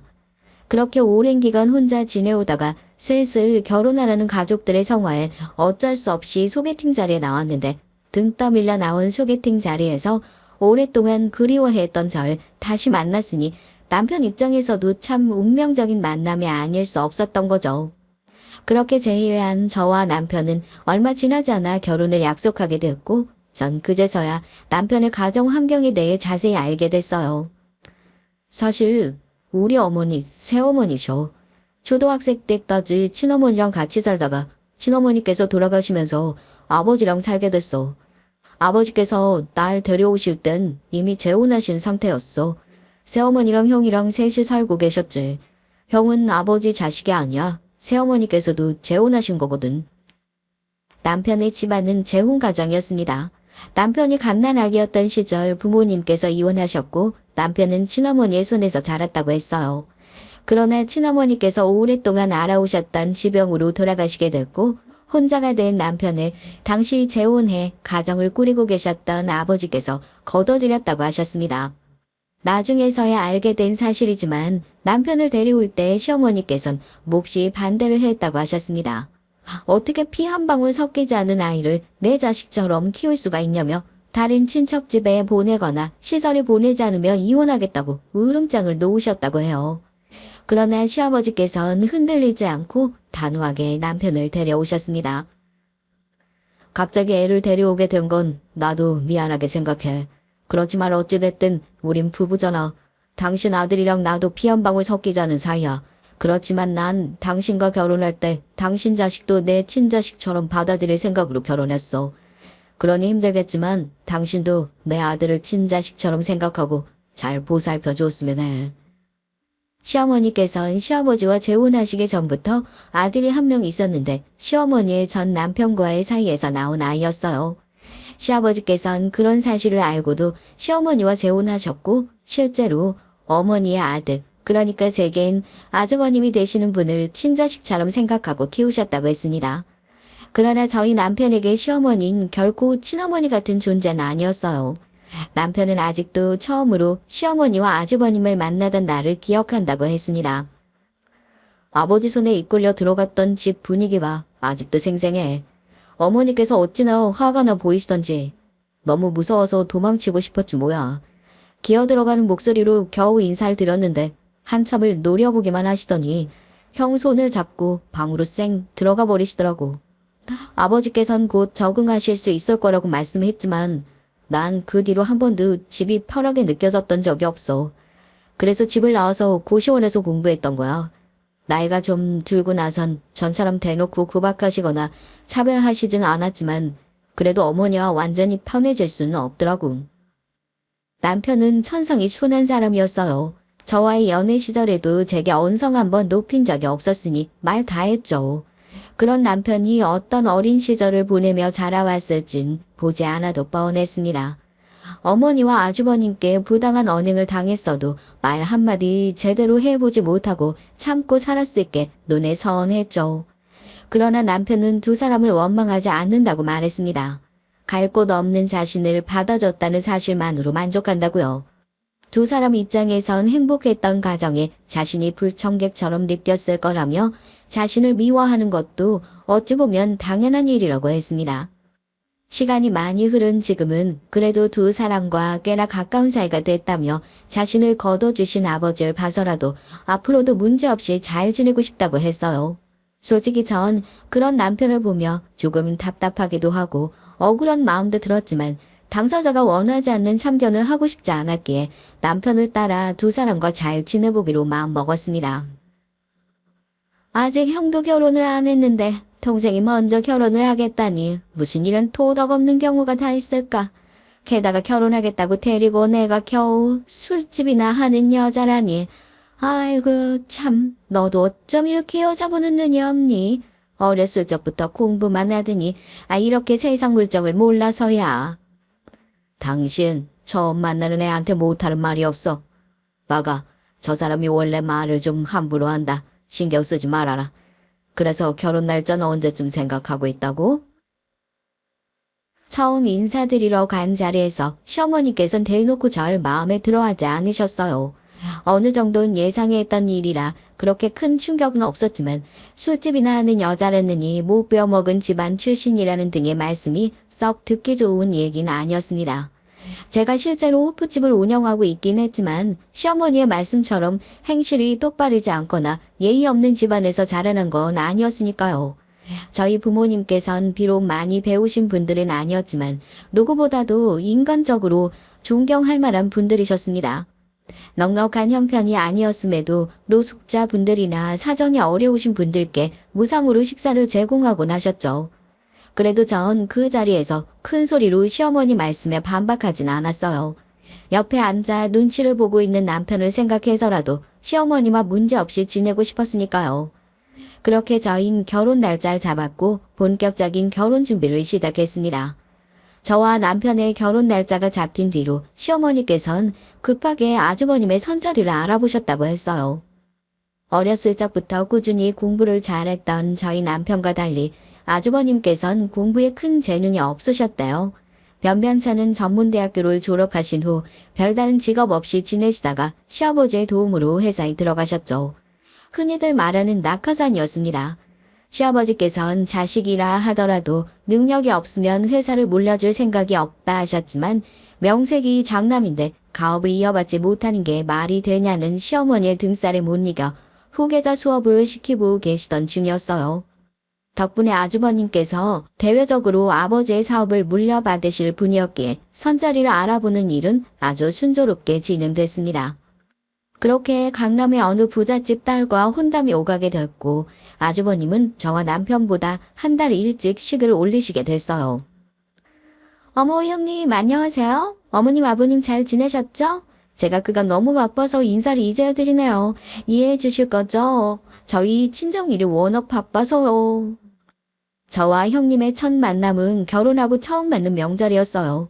저와 남편은 아침 일찍부터 짐을 바리바리 싸들고 시댁에 도착해 각종 전이며 무침이며 요리를 하던 중이었습니다. 형님과 아주버님께서는 저녁 식사를 할 무렵이 돼서야 시댁에 도착하셨고요. 강남 부잣집 출신답게 걸치고 오신 옷이며 가방이며 전부 명품처럼 보였습니다. 그러나 정작 형님과 아주버님 두 분 다 손에 들린 건 아무것도 없었어요. 보통 명절이면 부모님께 드릴 소고기나 과일 같은 선물이 하나쯤은 있어야 했는데 말이죠. 저희가 급하게 오느라 빈손으로 와버렸네요. 나중에 용돈으로 두둑히 챙겨드릴게요. 괜찮으시죠? 없이 사는 집안도 아닌데 이런 거 하나하나 신경 쓰진 않을 것 같고. 그럼 우리 예쁜 새아가가 직접 와줬는데 선물이 뭐가 필요하겠니? 먼 길 오느라 고생 많았다. 곧 저녁 식사 다 되니까 앉아서 기다려라. 예, 뭐하니 얼른 상 차려내오지 않고. 급하게 오셨다는 말씀과는 다르게 형님께서는 상당히 늦은 시간에 도착하셨지만 시어머니께서는 그런 건 전혀 신경 쓰지 않는 듯 보였습니다. 가난한 집안 출신의 술집을 운영하는 저와는 다르게 강남에 빌딩 몇 채가 있다는 부잣집 출신 형님이 얼마나 예뻐 보이셨을까요? 시어머니께서는 며느리가 아니라 거의 상전을 모시듯이 형님을 대하셨어요. 얼마 지나지 않아 형님께서 임신을 하신 뒤론 그 정도가 더욱 심해졌고요. 그럴수록 저를 향한 시어머니의 이유 없는 구박과 비교도 심해져만 갔죠. 그럴 때마다 전 남편을 생각하며 억울한 마음을 꾹 눌러내렸습니다. 남편이 그동안 받아왔을 핍박과 서러움에 비하면 이건 아무것도 아니다. 남편이 애써 유지하고 있는 평화로운 가족관계를 내가 깨트릴 수는 없다 하는 생각들을 되뇌면서요. 그렇게 시간이 흘러 형님은 아들을 낳으셨고 그렇지 않아도 부잣집 딸이라 떵떵거리던 형님의 기센 하늘을 찌를 듯 했습니다. 저와 남편도 아이를 갖기 위해 부지런히 노력했지만 좋은 소식은 도통 찾아오질 않았죠. 동서, 아직도 소식 없다며? 도련님하고 혹시 무슨 문제 있는 거 아니지? 농담이야 농담. 왜 그렇게 정색을 하고 그래? 내가 윗사람으로서 걱정돼서 하는 말이지. 나쁜 뜻으로 하는 말이겠어. 하여간 술집 장사를 오래 해서 그런지 기본적인 예의도 없다니까. 적어도 위아래 구분할 줄은 알아야 할 거 아니야. 가족 행사 등으로 형님과 마주칠 때마다 형님은 언제나 자식 얘기와 술집 얘기를 들먹이시며 시비 아닌 시비를 걸어오곤 하셨어요. 그럴 때마다 제 속은 바싹 타들어갔지만 제 옆에서 시부모님의 눈치를 보느라 바쁜 남편을 생각하며 참아 넘겼죠. 그렇게 형님의 아들은 초등학생이 됐고 여전히 저와 남편 사이엔 자식이 생기지 않았습니다. 난임 전문 병원을 다녀보기도 했지만 몇 번의 시험관 시술을 모두 실패한 후 남편과 전 마음을 접고 자연스럽게 찾아올 아이를 기다리기로 했어요. 대놓고 말씀은 하지 않으셨지만 내내 둘째 손주를 기대하셨던 시아버지께서도 실망이 크신 눈치였습니다. 아버지께는 조금 죄송하지만 솔직히 말해서 난 자식 없이 우리 둘만으로도 충분하다고 생각해. 물론 너랑 나를 닮은 아이가 생긴다면 정말 행복하게 하겠지. 그렇지만 아이가 없다고 해서 인생이 무조건 불행해지는 건 아니잖아. 그러니까 우리 너무 죄책감이나 부담감 가지지 말고 지내보자. 자연스레 찾아올 아이를 기다려보기로 해놓고서도 시험관까지 모두 실패한 마당에 정말 자연 임신이 될까, 더 나이가 들기 전에 할 수 있는 모든 방법을 동원해서 노력해봐야 하는 게 아닌가 전전긍긍하던 제게 남편이 등을 토닥여주며 했던 말이었어요. 남편의 말에 눈물이 정말 펑펑 나더군요. 저도 모르게 그동안 빨리 아이를 가져야 한다는 부담감에 짓눌려 있었던 것 같았습니다. 그 뒤론 남편의 말대로 부담감과 죄책감에서 벗어나 편한 마음으로 지내기 시작했죠. 임신에 관한 스트레스가 사라지니 자연스레 가게에도 이전보다 더 신경을 많이 기울이게 됐고요. 가게는 점점 더 손님으로 붐비게 됐고 증축 공사를 2번이나 하며 근방에서 가장 규모가 큰 호프집이 됐습니다. 덕분에 다달이 벌어들이는 수입 또한 배로 늘어났고요. 여유가 생기니 자연스레 시부모님께 챙겨드리는 용돈의 액수도 늘리게 됐습니다. 그렇지 않아도 잘 사는 형님는 시부모님께 용돈을 두둑히 챙겨드리고 계실 테니 괜히 비교당하기 싫은 마음도 있었고요. 용돈을 갑자기 그렇게나 많이 드리겠다고? 저번에 아버지 말씀 들어보니까 형네는 우리보다 더 액수가 적은 것 같던데 굳이 비슷하게 맞추진 않더라도 올릴 필요는 없지 않을까? 알고 보니 형님께선 저희보다 시부모님께 용돈을 적게 드리고 계셨어요. 형님네는 분명 넉넉한 형편이실 텐데 조금 의아한 마음이 들었고요. 게다가 시아버지께서 회사를 운영하고 계셨던 만큼 다른 집들과 비교해봐도 결코 저희가 용돈을 많이 드리는 편은 아니었거든요. 그렇게 얼마 뒤 시어머니의 생신이 돌아왔고 용돈 액수를 늘리는 대신 모았던 돈으로 제법 값이 나가는 명품 브랜드와 가방을 선물로 준비했어요. 이 정도면 형님네 선물과 비교했을 때 크게 밀리지 않을 것이라 생각했죠. 그런데 그날도 마찬가지로 저녁 준비가 다 될 무렵에서야 늦지막히 시댁에 도착하신 형님의 손엔 아무것도 들려있지 않았습니다. 대신 형님의 아들, 그러니까 초등학생인 제 시조카가 시어머니께 다가가서 손을 내밀더군요. 시조카의 손에 들려있던 건 다름 아닌 삐뚤빼뚤한 글씨로 쓰여있는 안마 쿠폰이었습니다. 선물은 금액보다 정성이라잖아요. 명품 같은 거야 워낙 이미 많으실 테니까 손주가 직접 만들어 온 선물이 훨씬 의미가 있죠? 형님 아무리 그래도 아이 선물은 아이 선물이고 어려운 형편도 아니시면서 이렇게 매번 빈손으로 오시는 건 좀 그렇지 않나요? 예, 난 명품 가방보다 손주가 직접 준비해온 선물이 훨씬 마음에 든다. 너같이 큰돈 만져본 적 없는 애들이나 돈 좀 생겼다고 멋모르고 펑펑 쓰는 거지. 원래 잘 사는 집 사람들이 더 알뜰살뜰 아끼며 사는 거야. 뭘 알고나 말해. 시어머니께선 당연히 형님 편을 들어주실 것이라 예상하긴 했지만 만약 저와 형님 입장이 반대였다면 아이 손에 안마 쿠폰을 들려보낸 것이 저였고 명품 가방을 사온 것이 형님이었다면 시어머니께선 그때도 지금처럼 말씀하셨을까 싶은 생각이 들었죠. 그러나 그 생각을 차마 입 밖으로 내뱉지 못했습니다. 그날도 어김없이 저와 시어머니 사이에서 눈치만 보고 있는 남편 때문이었죠. 그렇게 심기가 불편한 채로 저녁 식사를 마치고 시부모님과 아주버님 형님께서 드실 수 있도록 과일을 깎아 내가던 차였어요. 시조카가 혼자서 방 안에 들어가 책을 보고 있더라고요. 흘끔 들여다보니 학교 숙제를 하는 것 같았습니다. 뭔가가 잘 안 풀리는지 한참을 끙끙대고 있길래 가까이 다가가서 도와줄까 물었죠. 네? 숙무가 이렇게 어려운 걸 어떻게 알아요? 우리 엄마가 숙문 못 배우고 자라서 무식하다고 그랬는데. 돌아온 대답은 충격적이었습니다. 겨우 초등학생짜리 아이가 제 눈을 똑바로 쳐다보곤 무식하다느니 못 배웠다느니 얘기를 하는데 기가 막혀서 말이 안 나오더군요. 평소에 형님께서 아이에게 어떤 말들을 해오셨는지 뻔히 예상이 갔죠. 숙모한테 그게 무슨 말버릇이냐? 어른에게 그렇게 예의 없이 말하면 안 된다. 조금 언성을 높이자 거실에서 과일을 드시던 형님께서 불이 나게 달려오시더군요. 아니 어디 출진이 나는 천박하느니 남의 집 애를 가르치려 들어. 실제도 모르고 어디서 아는 척이야. 아들 괜찮아? 형님의 말씀이 끝나자마자 방 안에는 짝소리가 크게 울려 퍼졌습니다. 제 남편이 형님의 뺨을 거세게 내려치는 소리였어요.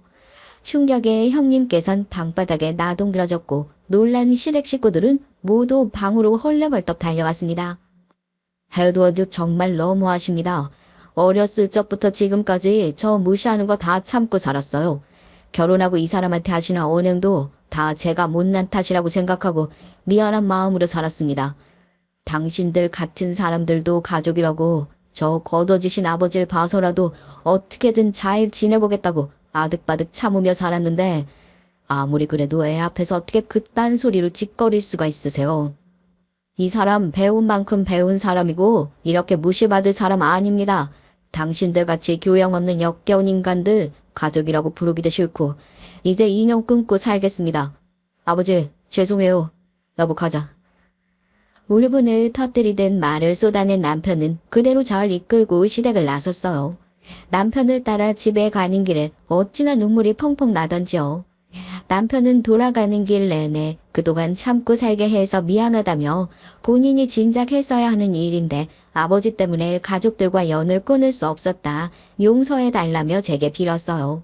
저보다 더 서럽게 우는 남편의 모습에 그동안 쌓여왔던 답답함과 억울함들이 녹아내리는 기분이었습니다. 그렇게 저와 남편은 시아버지를 제외한 시댁 식구들과 연을 끊었어요. 저희가 시댁을 나선 후로 형님께선 당장 제 남편을 데려다 본인 앞에 무릎 꿇고 사과하게 만들라며 질길이 날뛰셨다고 해요. 그렇지 않으면 당장 이혼하겠다는 형님의 말씀에 지금껏 참고 계셨던 시아버지께서도 결국 호통을 치셨대요. 조용히 해라. 너 돈 좀 있는 집안 출신이라고 행동 함부로 하는 것도 이제 지긋지긋하다. 그동안 둘째 내외 고생하는 거 뻔히 보였는데도 손주 생각에 눈 감고 넘어가 줬지만 더 이상 집안이 이렇게 돌아가는 꼴은 못 보겠다. 당장 둘째네 쫓아가서 사과하든지 그게 싫으면 이혼해. 이 애가 뭘 잘못했다고 그래요. 틀린 말한 거 하나 없구만. 아가 괜찮니? 당신도 당신 아들 데리고 같이 가서 사과해. 그리고 너 후계자 수업 받는다고 당연히 회사 물려받을 줄 아나 본데 난 너같이 무능력하고 인성마저 글러먹은 놈한텐 도저히 회사 못 물려주겠다. 가서 동생한테 사과하고 용서를 받든가 아니면 알아서 네 살 길 찾아. 아이고 이제 회사까지 들먹이고 협박을 해요. 그깟 회사 사장 되면 돈은 뭐 얼마나 벌면 번다고. 치사하고 더러워서 저도 안 받아요. 우리 며느리 집안이 얼마나 잘 사는데 우리도 아쉬울 거 하나 없네요. 당당하신 시어머니의 태도와 다르게 시아버지의 말씀에 당장이라도 이혼할 것처럼 큰 소리를 치시던 형님은 갑자기 꼬리를 내리셨다고 해요. 아버님 죄송해요. 제가 말을 좀 함부로 하기는 했죠. 내일 어머님이랑 남편이랑 같이 가서 사과할게요. 그러니까 너무 노여 마세요. 나중에서야 전해 들은 사실이지만 강남에 빌딩이 여러 채 있다던 형님의 친정집은 형님이 결혼하시기 직전에 운영하던 회사가 부도가 나서 완전히 망해버렸다고 해요. 주변엔 집안이 풍비박산 났단 사실을 숨긴 채 급하게 선자리를 알아봤고 저와 남편의 결혼식보다 일찍 결혼을 하기 위해 서둘러 결혼 상대를 찾고 있던 저희 아주버님과 타이밍이 딱 들어맞았던 거죠. 강남의 빌딩은커녕 부도로 인해 생겨난 친정집의 빚더미에 시달리던 형님께선 당연히 시부모님께 챙겨드릴 용돈이며 선물을 살 여유가 없으셨던 것이었습니다. 사실을 알게 되신 시어머니께선 뒷목을 잡고 쓰러지셨고 아주버님께선 발등에 불이 떨어져 열심히 일을 하고 계시다곤 하는데 시아버지께선 그마저도 성이 안 차시는지 항상 저희 남편에게 공무원 일을 그만두고 회사를 물려받는 건 어떠냐 설득하십니다.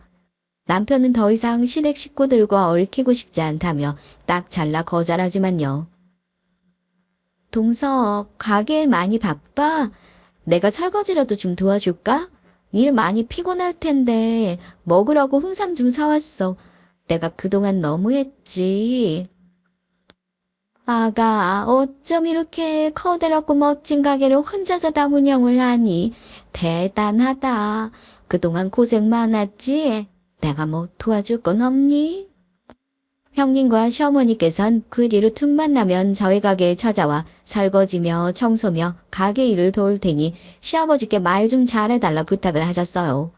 그러나 전 매번 단호하게 거절하며 두 분을 쫓아냈습니다. 제가 열심히 일궈낸 터전에 발조차 들이게 하고 싶지 않았거든요. 시댁 식구들과 연을 끄는 저희 부부에겐 또 다른 선물도 찾아왔습니다. 바로 결혼 후 아주 오랜 기간 기다려온 아기 천사였죠. 시아버지께서도 소식을 듣고 몹시 기뻐하셨어요. 점점 무거워지는 몸 탓에 얼마 전부턴 호프집 운영을 잠시 쉬고 있습니다. 덕분에 매일같이 가게로 찾아오던 보기 싫은 인간들도 만날 일이 없으니 마음이 더욱 편하네요. 자식은 부모의 거울이라는 말이 있죠. 비록 가난하게 자랐지만 저희 부모님께서 절 한 점 부끄럼 없는 인간으로 키워주셨던 것처럼 앞으로 태어날 저희 아이도 어느 집 아이와는 다르게 아주 인간적이고 교양 있는 아이로 키워볼 생각입니다. 여기까지 제 긴 얘기 들어주셔서 감사합니다.